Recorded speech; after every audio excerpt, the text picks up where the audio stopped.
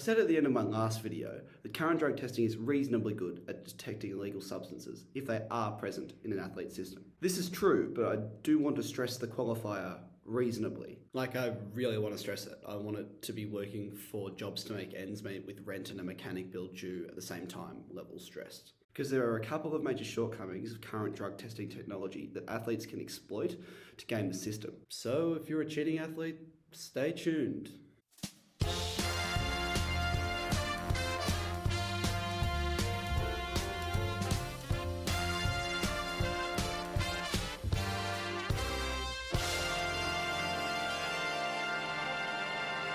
The major exploitable flaw in garden variety doping testing is that laboratories can only test for molecules they know of. So if you're a chemist with a good understanding of the androgen receptor, though questionable morals, you can generate a new steroid that'll switch on muscle growth and strength, but be undetectable by normal methods. In fact, you might get so tricky that you generate a molecule that isn't a steroid at all, but is still able to activate the androgen receptor. Because a molecule like that doesn't actually contain a steroid group, laboratories won't even be looking in the right postcode when they're searching for performance-enhancing drugs in a sample. On top of this, there are also problems in catching dopers when the substance in question is natural or permissible up to a certain threshold. Setting that threshold and determining whether an athlete has exceeded it naturally or illegally is incredibly difficult. Take testosterone, for example. Everyone naturally produces it, but its levels fluctuate wildly both within and between individuals. So it's borderline impossible to set some hard and fast threshold over which athletes will be considered cheating and under which they'll be considered fair. If the threshold is set too low, athletes with naturally high levels of testosterone will be wrongly accused. And if it's set too high, athletes will be able to dope and still fall under the threshold. And in practice, the latter is what tends to happen. The Athlete Biological Passport is designed to solve these problems, and it does a pretty good job of that. Fluctuations in hormones like testosterone or EPO are measured against the athlete's own personal natural levels, rather than some arbitrary catch-all threshold. But this still hasn't perfected the issue. Fluctuations from an athlete's personal baseline still have to be seriously significant to warrant classification as an adverse analytical finding, and athletes can also just microdose on doping drugs for a consistent period, making their ABP values look baseline when they're actually doped up. But despite these shortcomings, as I said in the opening, when drugs are in an athlete's system, the tests are pretty good at catching them. As it turns out, the main problem is ensuring the athlete is tested when the drugs are in their system, or making sure the lab that does the testing isn't a complete front for a state-sponsored doping program. It goes without saying that elite athlete drug testing is meant to be random. So athletes can't pull a shifty and accidentally be away from home that day, or take a masking agent to hide what they've been juicing with. I also mentioned in my last video that roughly half of all worldwide elite athlete drug testing is conducted when the athlete is in competition, and the other half when they're not in competition. That's a 50-50 split. Sounds random, right? Wrong. Take middle distance track running athletes, for example. They'll typically compete for 2 separate 2-month blocks of the year in which they'll race each fortnight.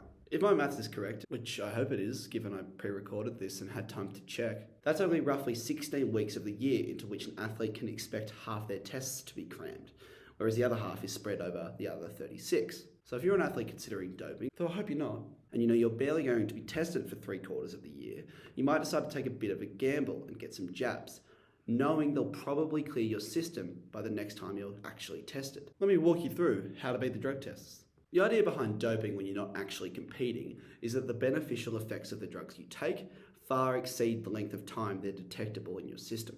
It's like a holiday fling, a bit of fun with no long-term commitment. If an athlete takes an anabolic steroid like testosterone propionate, which helps them rapidly gain muscle mass and strength, it's detectable in their system for 2 to 4 weeks, but the muscle that helps them rapidly gain is maintained far beyond that. So if an athlete is pretty confident they won't be tested, which is a risk, but a small one, they can go through a whole doping cycle and then still eventually pass their next test clean, even though they're experiencing serious doping benefits. Now, you might think it's a pretty big gamble for an athlete to start juicing when they don't know for sure when they'll be tested, even if they think it's unlikely. But let me introduce you to one of the most exploited rules in the WADA code, the whereabouts filing rules. Remember when you were 16 and told your parents you were heading to a movie when really you were heading to a party to drink alcohol because you were absolutely too cool? Basically, doping athletes do this, but to get gold medals instead of lit. Under WADA Code Article 4.8.6.2, athletes who are in a country's registered testing pool, which just means they compete in or near the highest level of their sport, must make whereabouts filings every 3 months to tell their national anti-doping agency where they will be living, training, and competing for the next 3 months. They also have to provide a 1-hour window on each day of those 3 months where they would be available for random testing. An athlete can record 2 missed tests without consequence.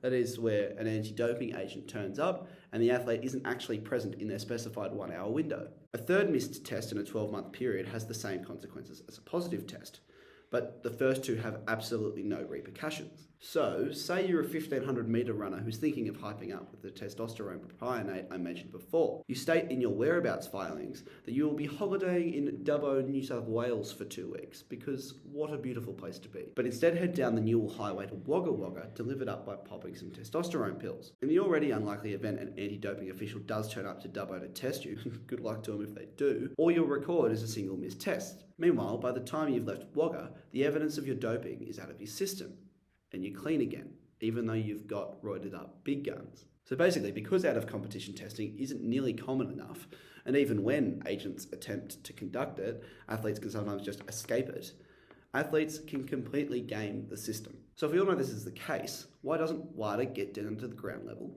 and massively boost its testing numbers? Well, as it turns out, that's because WADA's got the backbone of a paraplegic jellyfish. The international governing bodies of over 130 sports, as well as the National Olympic Committees of over 200 countries, are all signatories to the WADA Code and fall under its oversight. That is a lot of urine to collect. So much urine, in fact, that WADA doesn't actually collect any of it itself.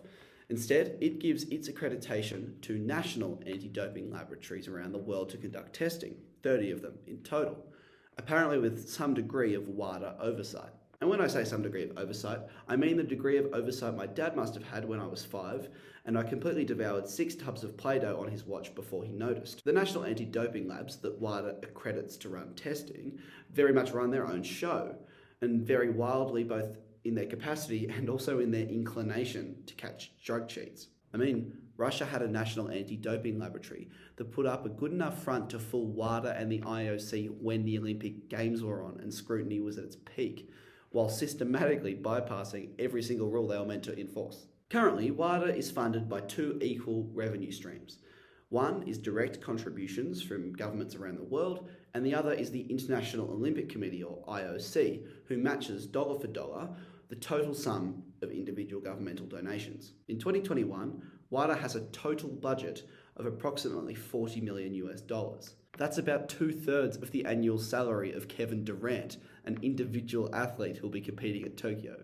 That kind of money can only fund about 140 staff worldwide, only 7 of which are tasked with actively investigating doping schemes around the world. You're probably beginning to see how Russia got away with it when WADA and the IOC were supposedly breathing down their neck at Sochi. Unfortunately, with such limited resources, WADA becomes a bit of a classroom nerd. They're happy to tell everybody exactly what the rules are, but have absolutely no power to enforce them against the big boys in the room. Now, the obvious response to that is to up WADA's resources. They're the World Anti-Doping Agency. Surely someone wants to put a bit of coin behind them. As it turns out, no one actually wants to do that. The instinctual response is surely just to ask the IOC to chip in more. Its $20 million contribution to WADA represents just 2% of its revenue in an average year. And you'd think a cause as important as ensuring Terminators aren't competing in the place of actual humans might warrant a bit of coin from the IOC, but apparently not.